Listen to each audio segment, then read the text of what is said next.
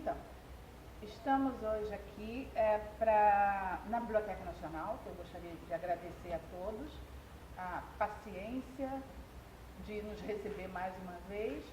E vamos falar com o Dr. Aquiles, que é doutor em literatura e curador da Biblioteca Britânica, curador da Biblioteca Digital Britânica.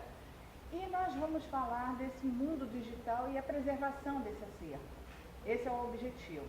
Então, primeiro, muito obrigada por nos receber e poder passar a sua mensagem aí para a galera que nos assiste no YouTube. Com certeza. Tá? E eu queria começar, se você pudesse nos dizer o que é realmente uma memória digital. Como é que a gente pode caracterizar o que é memória digitalmente? Uma pergunta pertinente também para falar sobre, antes de falar de memória, seria mais ou menos o que é que a gente considera em termos de informação e como essa informação, quais os formatos em que ela aparece gravada. Né? Então a memória é esse composto, né? Esse elemento composto entre formato e informação. E que não nasce somente na época digital. Ela já vem desde o próprio momento em que nós começamos a registrar cultura, o conhecimento. Né? Tem um exemplo que eu gosto de usar muito, é o exemplo do quipu. Que o quipu era um tipo de instrumento usado pelos incas, que eram cordas, né, cheias de nós, e aqueles nós, eles tinham uma função mnemônica, quer dizer, ali era uma enciclopédia de histórias, né, história oral. Então ali havia um formato, né, que seriam as cordas, e a informação contida ali era lida de uma maneira que pudesse ser passada a outras gerações. Hoje em dia se preservou esse formato, a gente vê as cordas em museus antropológicos, né, no Peru e tudo mais, mas a informação ali contida se perdeu. Então isso acontece também com o digital. Né? Nós temos formatos, nós gravamos o conhecimento, a informação nesses formatos, só que esses formatos eles ficam obsoletos num período muito curto de tempo. Então o que a memória tem a ver é com a temporalidade também. Né? A gente tem que gravar para não esquecer. Mas a gente não pode se esquecer também que aquilo foi gravado em um determinado objeto, ou em um determinado formato, que vai ter que ser reavido, reacessado no futuro. Então a gente pensa nisso. A questão da preservação digital, ela traz o problema de que os formatos estão mudando muito rapidamente, as máquinas de leitura desses formatos também estão evoluindo e mudando, e os próprios sistemas operacionais, para que possibilite a tradução da informação gravada nesse formato, eles também mudam. Eu tenho um exemplo interessante que eu estava revendo a minha tese de doutorado. Na época que eu escrevia, eu gravava, né, os capítulos em disquete. E depois, quando eu fui publicar o meu livro, alguns anos depois, eu via que os computadores não tinham mais entrada de disquete. Então eu encontrei um periférico, né, uma máquina periférica que eu poderia pôr o meu disquete ali e na esperança de que aquele dado fosse recuperado. E aí eu me deparei com a grande questão de que o meu sistema operacional ele não era compatível para a leitura daquele tipo de informação. Quer dizer, a gente tem aí vários componentes que têm de ser preservados justamente para recuperar essa informação. Seria, no caso, o disquete em si, né? A máquina de leitura desse disquete e o sistema operacional para se fazer a tradução dessa informação em algo legível. Né? No papel é diferente, a gente preserva só o papel. Né? No caso do manuscrito, no caso mesmo do documento impresso, você tem que ter cuidado com o papel. Se você rasgar o papel, se houver alguma danificação, você pode ainda recuperar as outras partes daquele texto e você pode, inclusive, recuperar a palavra perdida, porque você vê pelo contexto que ali existe uma palavra que tem que se adequar àquele contexto descrito. Se você tiver uma folha rasgada do papel, de uma carta, por exemplo, você ainda consegue reaver quase toda a informação ali contida. No mundo digital não existe, é tudo ou nada, 8 ou 80, é o bit e o byte, é 1 e o 0, né? Então essa binaridade é importante porque se eu tiver um documento corrompido, eu não vou ter acesso a nenhum aspecto da informação ali contida. Não é? Então essa questão que a gente tem que ver também. A questão do formato, ela é importante porque a informação depende dele. Então a informação digital nesse sentido... a sua preservação depende também de como que vai evoluir, né? Com certeza. Então a questão dos planos de preservação, apesar de nós termos já trabalhos muito interessantes, esquemas de preservação, metadados de preservação, o que se vê é que a gente ainda tenta correr contra o tempo, porque a tecnologia está sempre adiante. Né? Então a gente está preservando o que se pode, mas ainda se preserva muito pouco. Esse é o grande problema. No Brasil, a questão da preservação do patrimônio cultural digital é algo realmente preocupante. Eu já venho batendo na mesma tecla desde, acho que 2010, das primeiras palestras que eu dava aqui que vinha dar aqui no Brasil, de que não há um programa de seleção e arquivamento de páginas web. As páginas web, elas desaparecem, 70% das páginas web criadas, elas desaparecem no período de um ano. Quer dizer, a gente está perdendo um ano. Elas são modificadas ou elas desaparecem totalmente. Esse tipo de informação, ela está gerando um buraco negro, né, no conhecimento, porque a nossa era digital não está sendo preservada para gerações futuras, para que elas possam, essas gerações, entender o momento em que nós vivemos, como nós nos comunicamos. Porque muita coisa está mais no digital do que exatamente, suporte claro. biotridimensional. Exatamente. E a questão mesmo de você pensar as páginas que mudam. Quantas vezes, mesmo no mundo acadêmico, você põe um link como uma citação e esse link já não está mais vivo, né? Já não está mais, não é mais existente. Como é que você vai provar que você obteve a informação daquele link, se aquele link não foi preservado? Sim. Hoje em dia a gente vê já documentos, por exemplo, que eu citava há 5, 10 anos, já desapareceram. Né?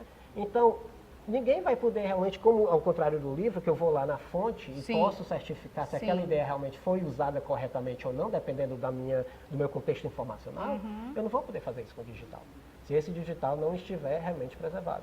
No caso dos blogs, por exemplo, a produção literária, hoje a maioria dos escritores realmente que publicam um livro físico, eles começam com blog, eles começam, ou eles complementam a escritura, né?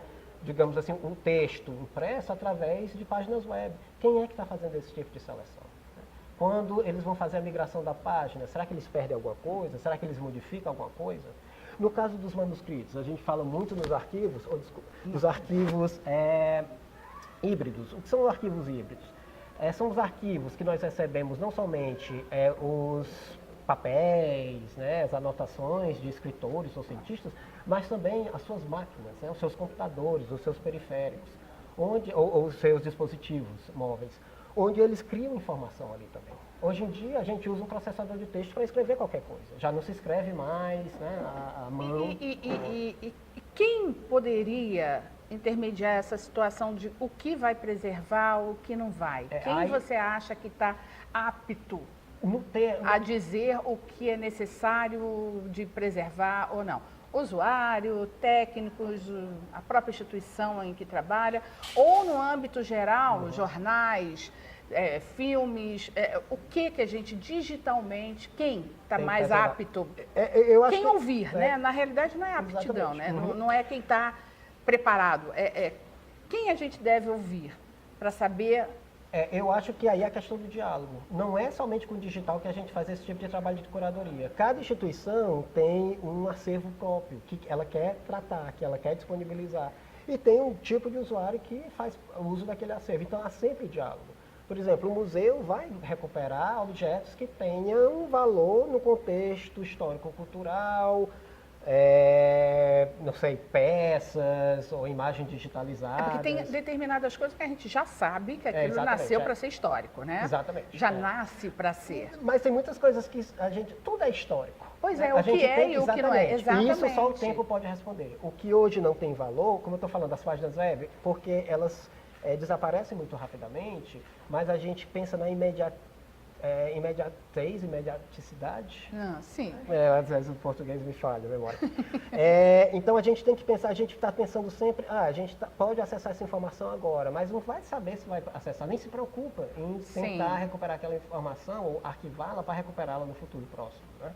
Então, se não recuperou, perdeu aquela informação, a gente já passa para outra. Parece aquela a googlificação do mundo. Né?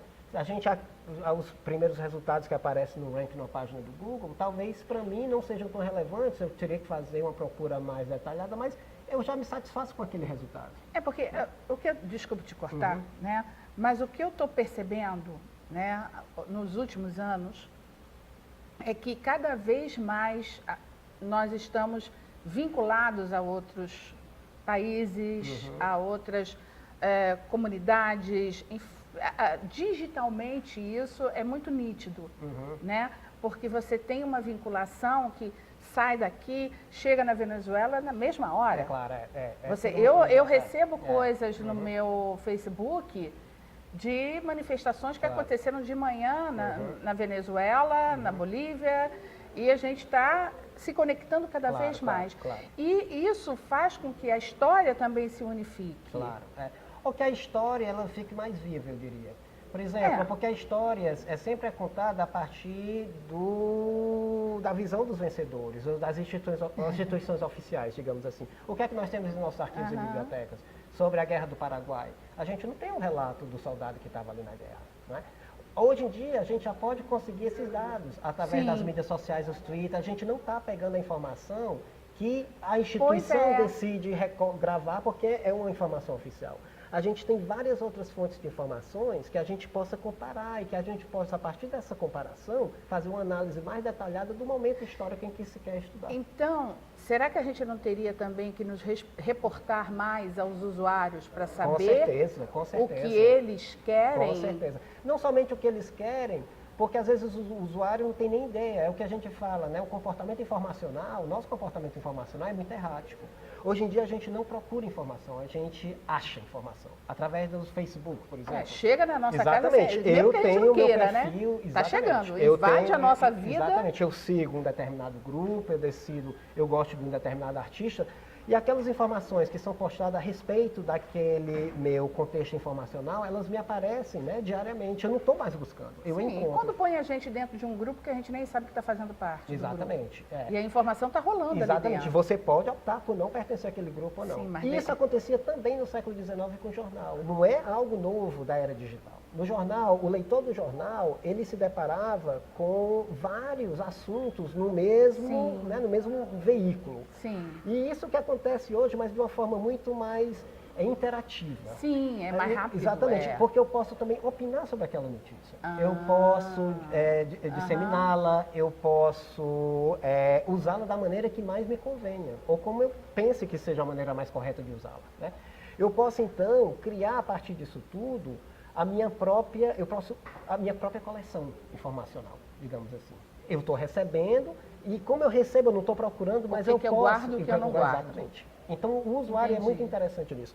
Na questão das bibliotecas, arquivos e museus, a importância do usuário é fundamental para a gente realmente poder se comunicar com outros grupos, né, de usuários ou potenciais usuários que não são os grupos que a gente já se comunica.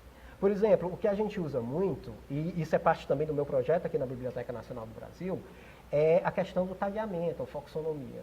Eu estou usando plataformas abertas, onde eu disponibilizo imagens do acervo da BN Digital. Eu estou criando o acervo brasileiro, iconográfico, né, afro-brasileiro, e eu disponibilizo imagens, dados catalográficos, e eu peço que as pessoas descrevam aquelas imagens. Por exemplo, o título de uma imagem, muitas vezes, ela não diz tudo sobre o que contém naquela imagem, né? A gente tem um título, a gente tem a informação sobre o autor, mas é uma imagem que retrata uma paisagem. Eu posso identificar ali uma árvore, eu posso identificar ali um objeto, eu posso identificar ali uma pessoa. Então, o usuário ele pode agora entrar nos nossos catálogos, quer dizer, não em todos, mas há muitas instituições já adotam isso, e ele pode descrever aquela imagem da maneira que mais lhe convenha. Isso eu achei muito legal do projeto, porque dá uma relação usuário-instituição que liga até através de um processo de pertencimento. Exatamente, claro. E até de conscientização. Sim. Muita gente, a página que eu estou usando é a plataforma Flickr, né, que é uma plataforma bem interessante. Muitas bibliotecas e museus já estão utilizando o Flickr Commons especificamente, que é um grupo para tentar melhorar os dados catalográficos das suas coleções através da participação pública, que a gente chama de atividade de crowdsourcing. Né? Então, o público ele interage. E isso é um comportamento Web 2.0. Né? O Web 1.0 era como a questão do jornal. Eu recebia, mas eu não interagia. Né? A Web ela mudou, porque a interação é, hoje em dia, o componente básico da estrutura Web. Né? E os nossos catálogos ainda, não, na sua maioria, não comportam esse tipo de atividade. Então, a gente já é visto defasado, não somente porque os usuários, principalmente os mais jovens, que já nascem com o mundo web, né, eles só sabem realmente lidar a partir daquele modelo que eles conhecem. Né? É muito difícil. Sendo aquilo, exatamente. Eu estou procurando uma imagem, eu vou para o Google. Eu não vou para um catálogo de uma biblioteca. Né? Até porque os catálogos da biblioteca, eles não são indexados pelo Google. Né? Então, a gente perde um número potencial de usuários que poderiam estar usando os nossos acervos, mas eles não usam porque eles têm essa falta de conhecimento. No caso de biblioteca, o nosso problema em arquivo é que a gente é visto enquanto instituições que armazenam documentos textuais.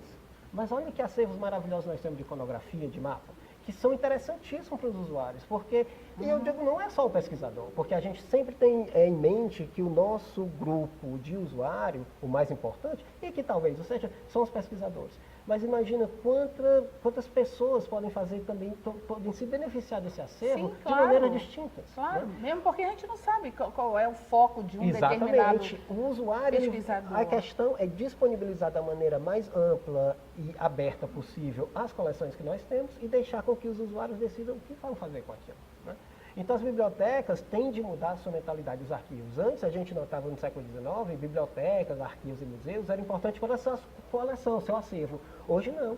Hoje, elas são importantes pelos que elas disseminam, porque elas... Sim, e como é que a gente pode associar isso com a segurança a segurança do seu acervo digital?